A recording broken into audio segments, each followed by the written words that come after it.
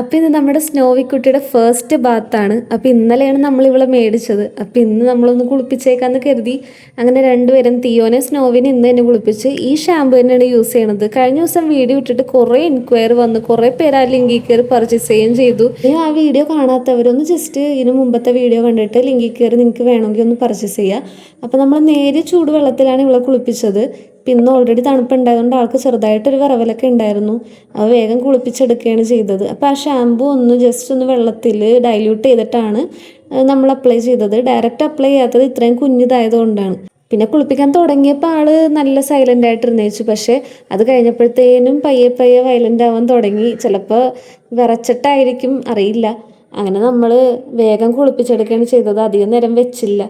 പിന്നെ കുളിപ്പിച്ച് കഴിയുമ്പോൾ തന്നെ തോർത്താതെ ഒന്ന് ജസ്റ്റ് ആ വെള്ളം ഒന്ന് നമ്മൾ കൈ കൊണ്ട് തന്നെ ഒന്ന് ഒപ്പിക്കളയുക. അപ്പം അത്രയും വെള്ളം കുറച്ച് നമുക്ക് ഡ്രൈ ചെയ്താൽ മതി. അങ്ങനെയൊക്കെ ചെയ്ത് ടവലിൽ പൊതിഞ്ഞെടുത്ത് ആളെ.